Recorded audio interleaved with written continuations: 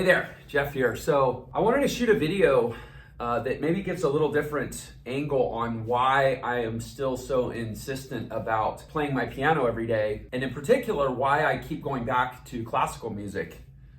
And I believe that it's, for me, so developmentally essential to consistently engage with classical music and particular composers, and kind of a metaphor for how it helps me navigate life, and even, well, and particularly relationships, so that even for non-musicians, there's a way that this helps me think about relationships that I think can be useful, whether or not you're a musician or not, and you can sort of take this concept and apply it to other forms of art or creativity, just as a consumer or as a practitioner. So anyway, let me get to the point. So what I believe is, essentially when it's funny, we take this as sort of like the totality of music, right? That it's like these dots on a page or these shapes on a page. But the reality is, behind this is a Mozart sonata that was written in 1788. So behind this, you have, if you take Amadeus, the movie, as truth, you have this kind of quirky, goofy guy, young child prodigy, who was himself sitting at an instrument not quite like this. This is called a forte piano. This is a later, more like romantic, late 19th century instrument invention. But at the time, he was perhaps sitting at let's say a harpsichord, writing this stuff, right? And trying to work through his own stuff, his own expression of the universal truth of music, which it's a subject for another video. But you start digging into music and the overtone series and the way Western harmonies are constructed, and you realize like this is like the cosmos exploded into like sonic patterns. Music has this like almost like metaphysical depth that's incredible, and so you have one person a couple hundred years ago, 250 years ago almost, sitting there trying to reckon with that, putting it on a page, and then I can sit down at this piece and sort of vicariously experience Mozart's reckoning with sound and really get into his head and his heart. And so essentially what this is a portal to a relationship with Wolfgang Amadeus Mozart, right? Now this piece here is a portal into a similar type of relationship, although very different as you start to experience the differences between composers, with Frédéric Chopin. And I'll be playing a little bit of this music to kind of illustrate the points. I just kind of picked at random Mozart, Chopin, and Brahms. 3 different temperaments, different ways of approaching this sort of sonic puzzle, different statements and expressions of the natural world that they were trying to make, different shades of beauty, let's say, they were trying to create. And so I have, through these pieces, this opportunity to build really fairly almost like intimate relationships with these composers for me. So then you have composers, and then every composer obviously writes different pieces of music, right? Like Chopin, I have one relationship with Chopin that's based on this fantasy impromptu, right?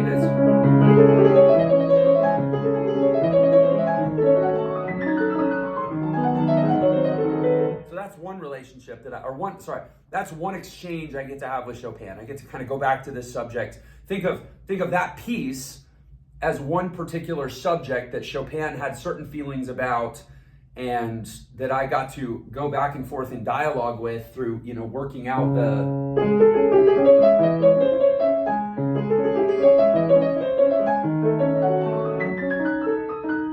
there's like this weird 3/4, like, I don't know if you can hear it. 1, 2, 3. It's 4/3. 1, 2, 3, 1, 2, 3, 1, 2, 3, 1, 2, 3. 1, 2, 3, 4, 1, 2, 3, 4, 1, 2, 3, 4, 1, 2, 3, 4. So it's 4/3 in the right hand and the left hand. And it's like that particular dynamic of that piece that is frankly very perplexing at first produces a certain experience for me to work through repeatedly through engaging with him through that piece. But then let's say I come to a different piece.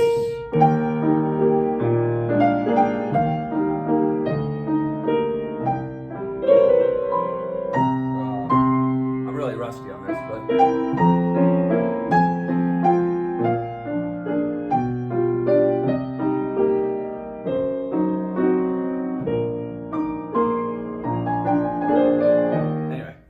So I should practice the particular pieces I'm going to reference before I shoot videos about them. But anyway, that piece gives me a totally different subject or almost like conversation that I get to have with Chopin.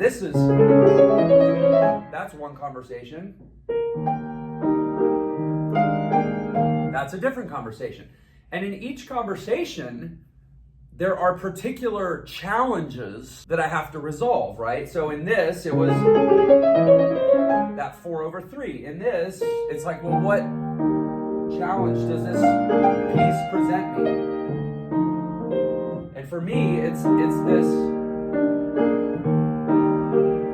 dropping the left hand. And ideally, what I would take on as my particular challenge with that piece is, okay, to get to where essentially I've developed this sort of second sight in my left hand where even though I'm not looking at the keys, I can still go find that C down there, which is there. And then I'll go find that F without looking, like so, right? So to like develop that kinesthetic perception with my left hand to go find that low note that I want to drop into. So it's divorcing my sight from my feel of my left hand. That's like the particular challenge I would take on in that piece. So the reason I'm sharing all this, and especially for non-musicians, is that if you think of every composer as a really profound relationship waiting to be developed, and each relationship has different subjects that you're going to engage around, which take the form of these pieces, which are that composer's attempt to reckon with a particular subject in their world, and then we get to reckon with it too and experience their method for reckoning that problem. I mean, this is like a friendship, right? You have different topics you talk to your friends about and you work through things, but in every composer there are particular challenges that tend to show up again and again through the different pieces. So like Brahms, I mentioned he was the third one.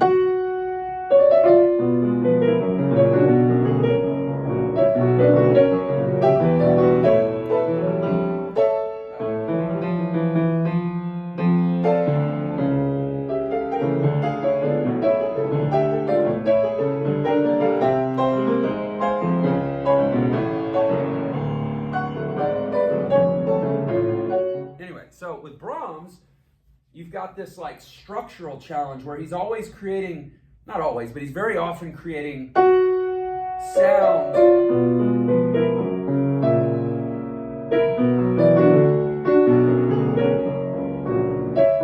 like that. Hold on.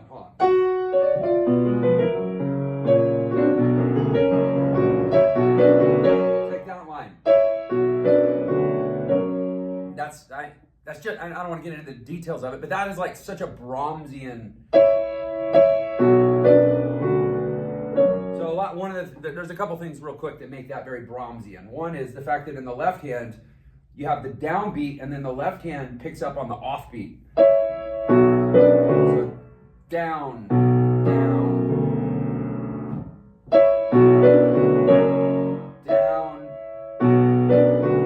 That's a very Brahmsian characteristic. He does it even at the opening.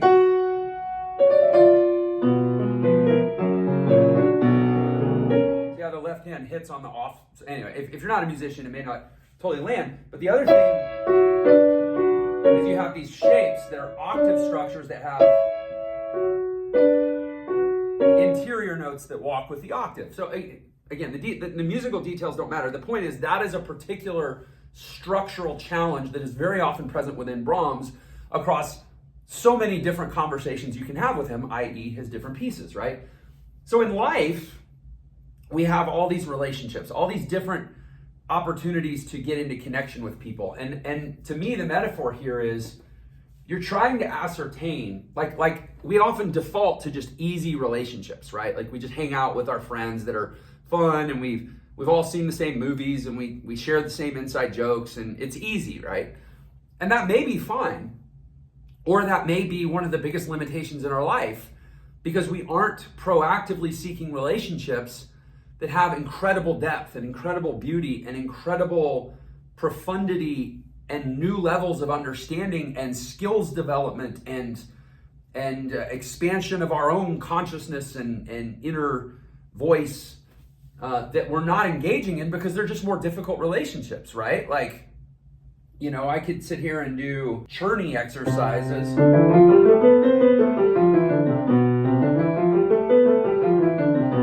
And he's at churning. Those are exercises, this guy named Churney. And those are like, a lot of times kids will start with churning exercises because it's more approachable, right? And so a lot of us, we have a certain way that we approach relationships that was easier when we were younger, and that's how we got started in life. But we've never said, okay, I'm going to take on Rachmaninoff. I'm going to take on Scriabin. I'm going to take on these more advanced, more difficult, more technically challenging relationships because there is great beauty to be unlocked in resolving those technical challenges within those relationships. And they will tend to show up again and again across the different conversations we might have or the different interactions we might have in relationships. So like Mozart, I've recently gone back to the well with this piece, which is one I played when I was a kid.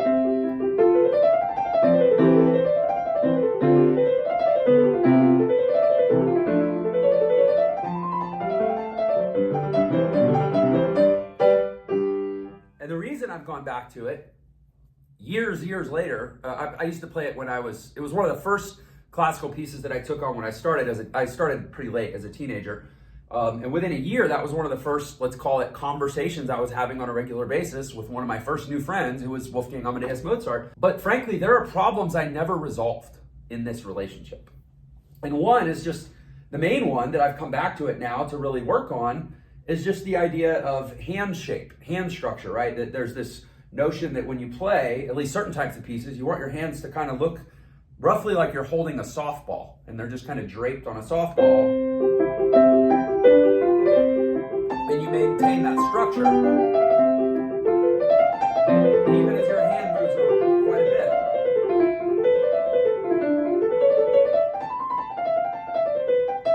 bit, that ideally I'm holding this softball structure with my hand, right? That is a particular technical challenge that I've come back to this piece to work on over and over with my friend Wolfgang. And if I stick with it long enough, I'll work through it and I'll get better and I'll grow. And you know what?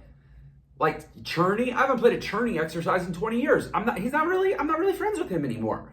But I went through a lot of his exercises so many times. I worked through the technical challenges that came from that relationship, and I grew and I got better and I developed skills that I bring to my relationship with Wolfgang, or I bring to my relationship with Haydn, or there's other composers of a genre. And that again, even composers within a genre, there's like certain types of friends, right? There's like, oh, those are my friends that I connect with through my sports league, or those are my friends or my relationships that I connect with at work, right? And they're all of a somewhat similar flavor, but the more time you spend with them, the more you realize how different they are, even if to the untrained ear they might sound the same, or they might seem the same. Oh yeah, all those jocks you play basketball with on the weekend, they're all the same. Well, yeah, at first glance, just like, Haydn and Mozart might seem to be very similar, but you spend enough time with them, you realize how different they are. They bring different challenges to the table. You grow in different ways as you work through them, and you end up with a particular type of group of friends, but you know that there's a lot of interesting different individual relationships in that.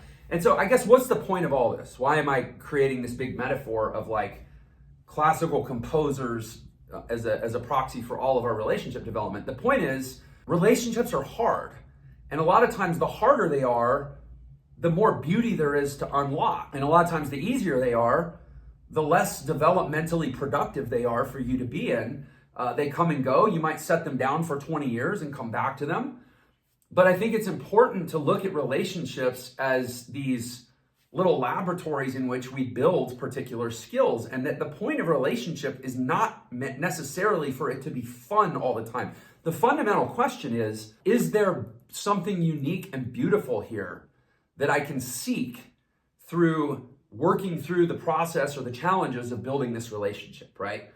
Certainly in classical music, if you shied away from everything that was difficult, you'd never access the beauty, the greatest beauty that there is to offer. And I think that's how relationships are. That you might have a relationship in your life that's like, let's say like this piece of music was for me, right? And other people might get different things out of that relationship. But for me, if I approach that relationship, and again, the point is that there's beauty on the other side of the work. It's not just like an exercise. it's as unique as any human being themselves, this unique beauty to be unlocked and explored and discovered through that relationship or that particular conversation or engagement within that relationship of that piece. But there's a technical challenge that I have got to conquer, or else I will never actually get to capture the beauty and experience that free expression for myself, right? And so it comes with a price. The price of unlocking the beauty of that relationship is to work through that particular challenge and develop that particular skill for myself. So the question is the relationship worth it? Is it worth working at this day after day, hour after hour? It might take hundreds of hours. Some pieces have taken me thousands of hours in aggregate of either working on particular exercises to stack the skills that I know are baked into the requirements for a particular piece to unlock, whatever. You spend a lot of time just trying to get to the gold in one conversation or expression through one relationship with one composer.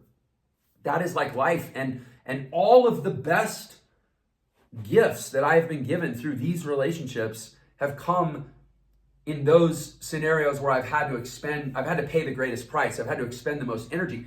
But then we get to faith, right? How do I know that it's going to be worth it? Ultimately, when you sit down and look at a piece of music like this, especially to the untrained musician, if I just show you this and say, is this going to be worth it?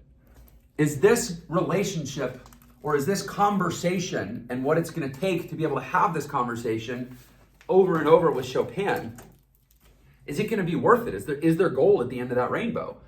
Because if not, you probably shouldn't spend a couple hundred hours on it, right? Well, sometimes I might sit down to work at it at first and I'm not feeling it. And I go, you know what? I'm going to go listen to Martha Argerich or Rubinstein or Vladimir Horowitz. And I'm going to go put on a recording of them playing this piece and see what they got out of it and experience the beauty that they unlocked through their relationship with this composer and their conversation with this piece and all the hours that they spent.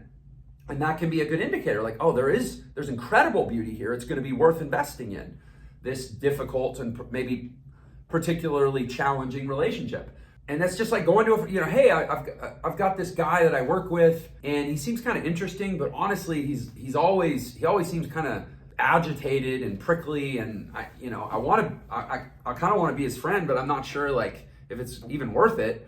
And you go talk to somebody else. Have you had an interaction with that person? And they go, oh yeah, he's a total asshole. Like he's fundamentally a dark person, and he's gonna suck your energy out, and you're gonna feel drained in that relationship. It's not worth it. And you go, okay, great. I'm not gonna practice. I'm not gonna work on those challenges. Or you get someone that goes, oh my gosh, yeah, I know he's kind of rough on the exterior and seems a little surly at times, but man, when you get to know him, he has this like profound insight on the world and this deep, passionate heart, and he's sensitive and he cares, and you have no idea what he does on the weekends when he serves and he helps people, and it's this great opportunity to get into connection with somebody that may be more challenging, but it's worth it, right? And you get that third party edification from somebody else, and you go, okay, there's great beauty here. It's going to be worth working through. And so I think if we actually take this lens and apply it to our life of like, relationships exist to teach us specific skills, to present us with particular challenges in the unique context of particular subjects that we're engaging with the person through, just like each piece is its own subject. And there's challenges to work through, there's skills to be developed, there's beauty to be unlocked.